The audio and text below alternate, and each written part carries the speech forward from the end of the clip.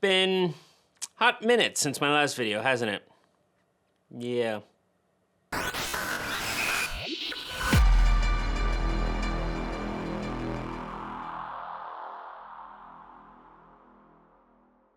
Welcome back to the channel, everybody. My name is Joe. First time here, hit the subscribe button down below. Really appreciate it, and it's been a little while since my last video, hasn't it? This job I have is killing me. But anyway, I'm back. Another review, and this time we're going to do a program from Matt Wenning. I know some of you had a request from this a while back, so I'm going to be doing that. I'm going to be going over his PowerBuilding program. And the reason I chose that, I know some of you requested his powerlifting ones, but I felt that his PowerBuilding one was a little bit more in line with the channel and what most of you would be interested in. And by the way, there's nothing wrong with his powerlifting programs, right? I've met Matt a couple times, been to a few of his lectures. He's an extremely smart person. His background is in powerlifting. He's a world record holder in powerlifting, okay? He knows how to program for it, and so I have no doubt that the programs that he designed for powerlifting specifically are very well done. So if you're interested in seeing those, I definitely would recommend checking them out because I'm quite sure that they are quite good. I can't say that obviously for 100% sure because I have not looked at them. Okay, that's not the one that I bought. The PowerBuilding one is the one that I bought, and long story short, it's also programmed very well. I'll go over that in just a minute, okay? But if you are more interested in that powerlifting side, you'll be fine. But anyway, like I said, the PowerBuilding one is the one that I got into, or the one that I bought, so let's get into that. Now, to start off here, okay, when you buy it, you get a little manual, or a pretty large manual with it, so it goes over basic explanations of the program, a lot of science behind it, what you need to understand about PowerBuilding itself, and what his understanding and what he believes PowerBuilding means, and then also why he designed this program, the program the way that he did it. Okay, so overall, I think it was actually quite well done. There's a few things I think that were missing from it, and I'll go over that in just a second, but let's go over that before we go over the program itself. So to start off with, he breaks it off into chapters, and it's not until around chapter 4 or so that we get to the actual program. So the ones before that, overall, is going over his main beliefs, his philosophy, along with the program, why he designed it that way, and a few other things. So in chapter 1, he starts off with supplementation, okay, what he recommends. Now, he does correctly start off by saying that the FDA does not regulate the supplement industry, which is completely true. So you do, in fact, need to be quite careful which supplements you take, where you get them from, and how much. Now, he does give some basic advice or recommendations on terms of which supplements and the companies he recommends you go with, right? And it's not inherently wrong with what he recommends. The main thing I do want to state here, though, is that I'm not the biggest fan with people in general making recommendations with supplementations or diets and things like that when they are not a registered dietitian or there's not their specific background, okay? Not to say that he's wrong or that he's way out of scope here, because he is a little out of scope, but not drastically, okay? He has experience and background to make these recommendations, and he knows a lot of very smart registered dietitian or nutritionist as well that he can make or get information from that he knows. But even still, including recommendations to take, okay, outside of creatine or protein powder, not the biggest fan, okay? Not to mention some of the supplements specifically, like recommendation of zinc, all right? Again, a perfectly good supplement, but again, it's something that most people shouldn't necessarily be taking daily or year-round, okay? It's something that should be saved for your doctor to recommend, or like I said, an actual nutrition or registered dietitian for making these recommendations exactly what you should be taking and how much and for how long. Not the biggest deal in the world, but just something that I kind of wanted to mention here. So after that, he then goes into a little bit thing about what he refers to as functional aesthetics, okay? I'm not the biggest fan in the world of the term functional. A lot of people in the fitness industry aren't either, because it's kind of a meaningless term. What exactly is functional, and what reference, and what context? But, you know, I think in this case, it's more like you look good, but can you actually do anything with it? Can you actually be athletic with it? Which I think is basically what he's referring to or going with. And he references people from the past like Sandow himself, long in the past, and, a number of other people. And then he bridges this into power building and what power building overall means. Now, the other programs that I have reviewed in this overall reference power building to be basically being a mix between powerlifting and bodybuilding, trying to essentially bring up both. Okay, so you're trying to increase both your muscularity, your overall size, along with your strength. Okay, now Matt here, Coach Wenning, he does things a little bit differently, in where he mentions that power building is more of a bridge gap from bodybuilding into powerlifting, which to me actually does make a little bit of sense here. Okay, you have that base that you had from building from hypertrophy, and it references a hypertrophy phase or block that he designed that you can get from him. And if you followed that, now you're kind of doing a bridge here of power building to then prep you to then go into a block of powerlifting itself. Okay, so that's kind of the way that he did this overall and designed this. It's more of prepping your CNS, so you're building a very solid base to handle pretty much whatever you want to throw your body at, okay? So I kind of like it that that's what he references here. So he goes into overall what the functionality, what power building means to him, in his opinion, and I like it. And then he also goes over a little bit science behind myofibril hypertrophy, what that means. He references Mike O'Hearn a little bit. I'm not the biggest fan personally of Mike O'Hearn.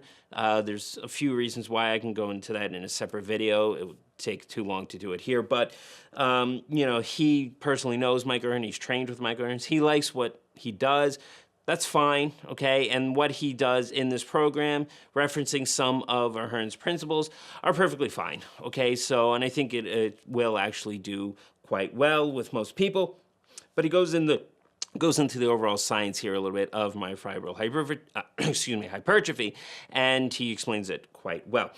Then he goes into chapter 2, which is going over the main methods that he does in this program, which are the max effort and the dynamic effort.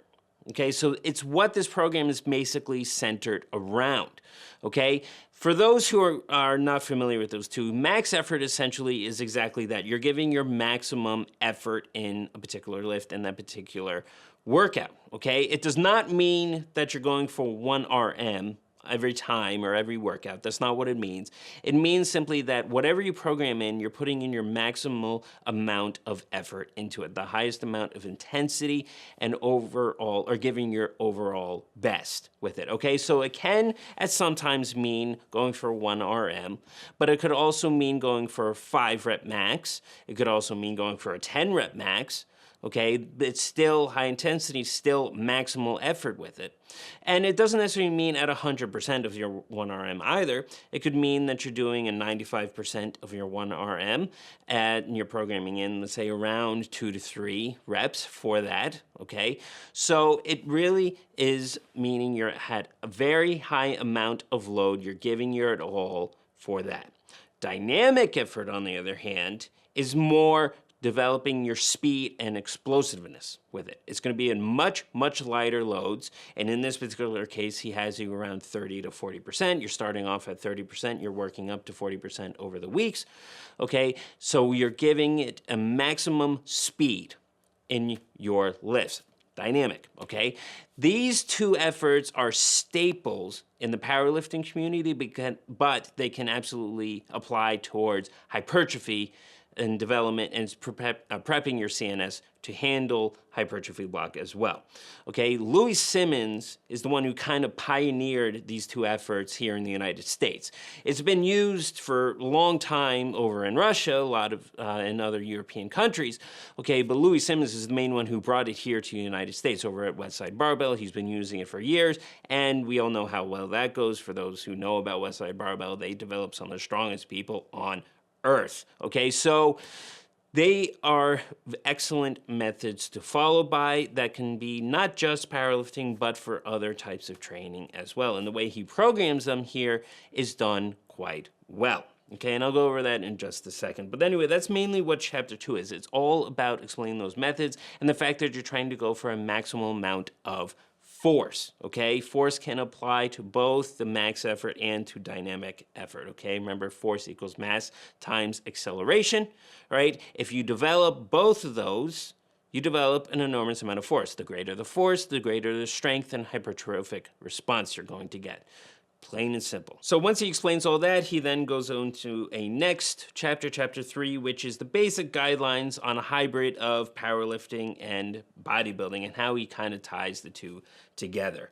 All right, so and I'm not going to go into too much of this, okay, because otherwise we'll be here forever, but it basically goes over the main principles. So once he gets into that, he then goes into chapter 4, which is now where we're getting into the program. Now, before I go into this, one thing I want to mention here is that with the manual, the previous chapters, there's a few things here that I think he could have and should have included and gone into a little bit more detail. One of those is going over what RPE is, okay, because he does reference RPE in the program itself. And for those who may not necessarily be familiar or know it too well, you know, you need a bit of an explanation. Now, having said that, this program is not for beginners at all, okay? You need to be at least an intermediate and most likely more advanced in order to follow and to do this program properly. And if you're at that stage in training, you should have a good idea what RPE is and knowing what RPE of 8 or 9 is and what it looks like, okay? But still having an explanation here would be a good idea. You know, and there's a couple other things I think you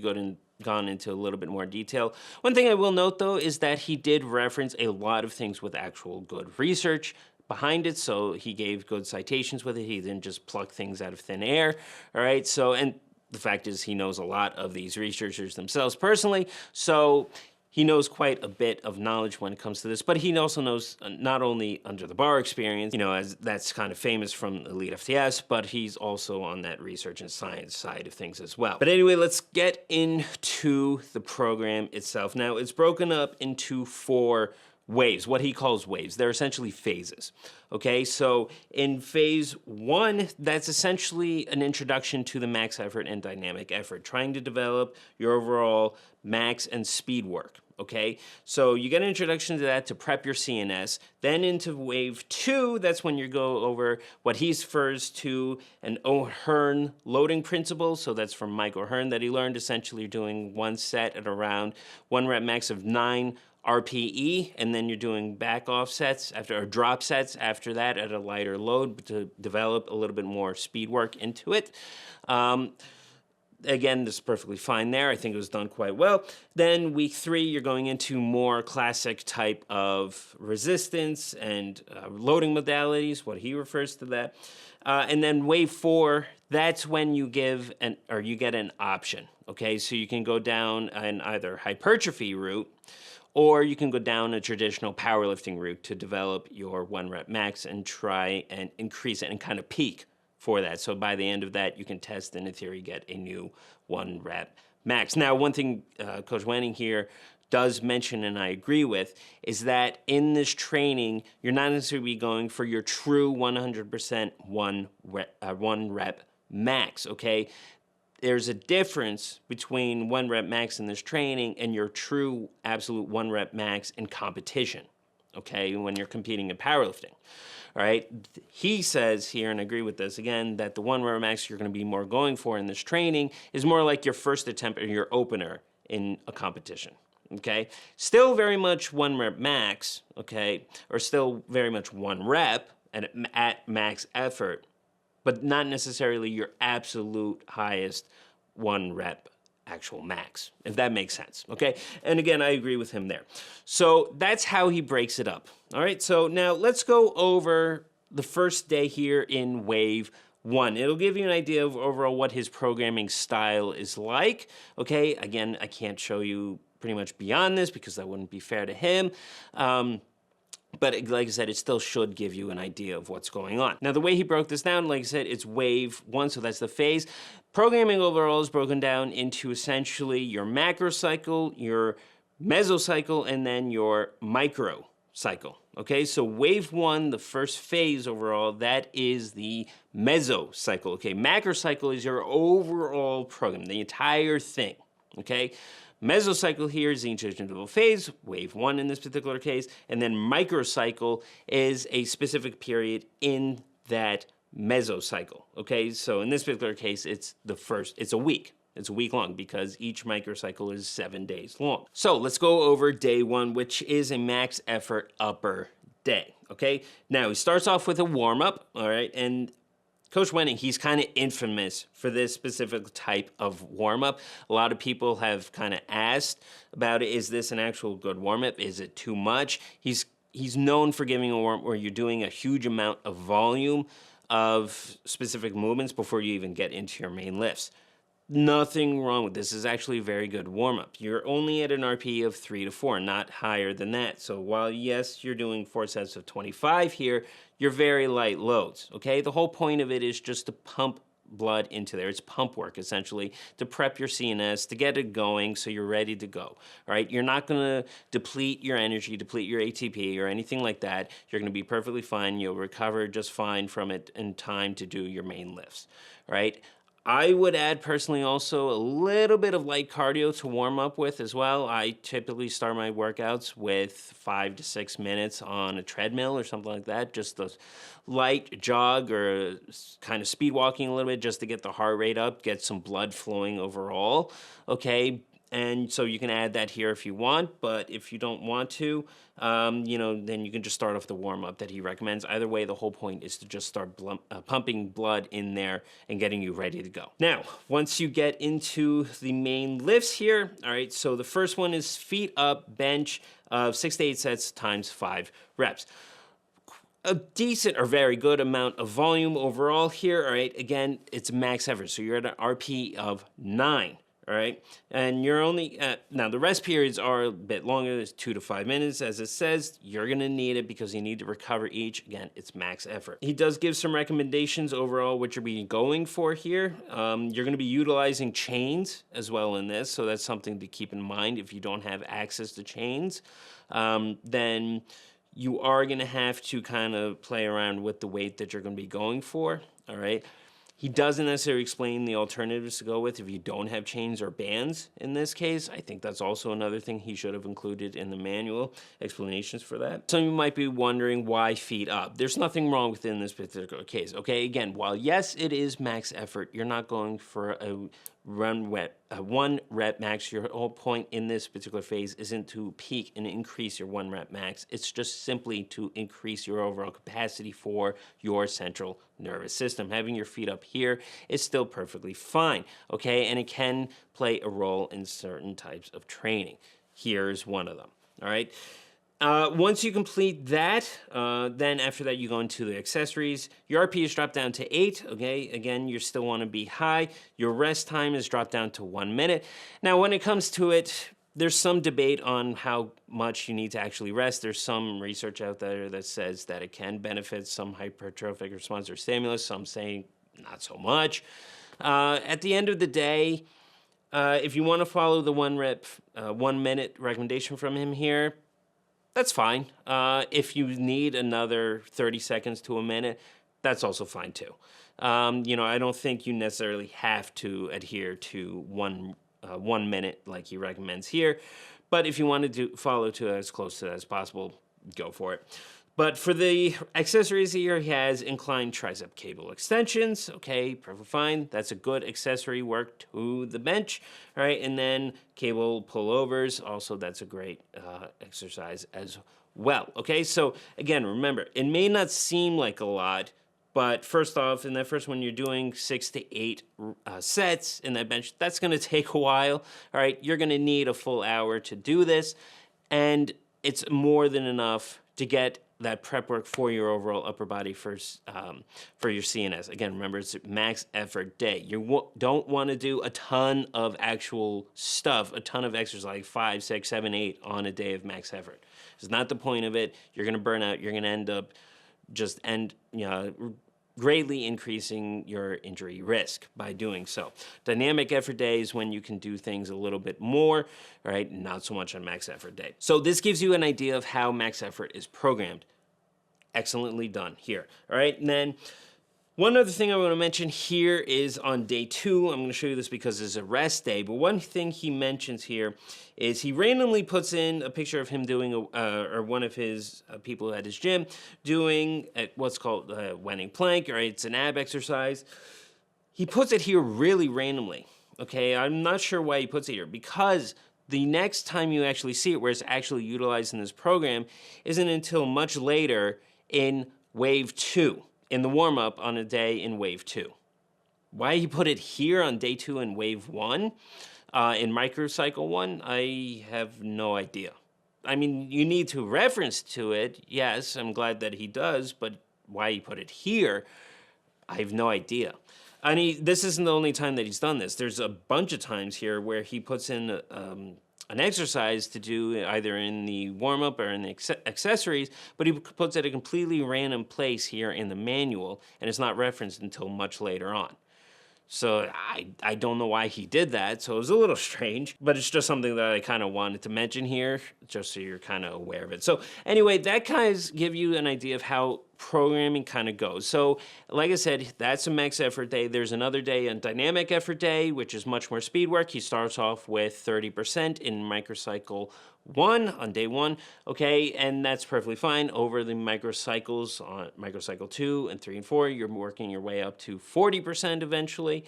That's perfectly fine as well. You don't want to go overboard or higher than that, otherwise it defeats the purpose of developing speed out of it all, okay? So these are the main principles that he follows. Then getting into later waves, that's when he goes over like the microhertz principle loading, and then he goes into more traditional resistance, and then wave 4, again, programmed quite well either way if you're going into the hypertrophy. If you go the hypertrophy route in wave 4, he utilizes cluster sets a lot, okay? Now, is cluster sets absolutely necessary? Is it the best method when it comes to hypertrophy? No, there's no one best method when it comes to certain training types, okay? I hate it when people reference this is the best method for this. No, it's highly dependent on the individual, highly dependent on their goals, what they respond to best. No method is better than one or another, okay? They all have their place. It just depends on the person and what they respond to best, like I said. But having said here, cluster sets are perfectly fine to follow, and I think they, in terms of his overall principles and programming style, fits quite well in this particular case. So anyway, this gives you guys an overall idea of the program. And after the program, he does give you alternatives for certain exercises, because there's a lot of stuff here mentioned that you may not necessarily have access to. For example, he has you doing squats with a buffalo bar. Most gyms, honestly, are not going to have a buffalo bar or a football bar, which is another one that he has you utilizing. So he gives you alternatives for that, which I think is good. Also, belt squat's another one that a lot of gyms may not necessarily have. So if you do have these access to the gym, consider yourself lucky, because that gym and the owner there knows what they're doing. But again, unfortunately, most gyms don't have access to these type of equipment. So I'm glad that he gave the alternative there. One thing also that I think he should have included in here is a link, or at least pictures of demonstrations for each of the exercises, so you have an idea of what you're doing. Like I said, this is for more advanced lifters, so you should have a pretty good idea already of what to do and how the exercise should be done. But he still should have referenced that in the manual itself, each individual exercise, kind of like how Jeff Nipper does, or Barbell Medicine does, or a lot of the other programs that I've reviewed here. And I mean, it's not the biggest in the world, because there's a ton of YouTube videos of Coach Wenning demonstrating these things that you can find, but you shouldn't have to go and search it on your own. It should be linked and referenced right here already. So I'm going to give it a score of 9 out of 10. Points off is not because of the programming at all. Perfectly good programming. It was done very, very well. Okay, it's mainly for a few details missing from that manual. Like I said, explaining what RPE is. I'm not the biggest fan of him, including about the supplementation, his recommendations and diet or stuff like that. Okay, should have been saved more for actual registered dietitians and nutrition experts who he knows personally, so he should have referenced them. Well, to give him credit, he does reference the vertical diet from Stay on Efforting, okay, but he still, the recommendations that he made shouldn't have necessarily been there. And then also the fact that he should have included reference or details specific to each movement, demonstrations for each. That would have been a big help to include right in there. But overall, guys, excellent program. If you're looking for a good power building program, what he determines or perceives to be power building, I think you're going to do very well on it. So I hope you enjoyed this review, and I will see you guys very soon.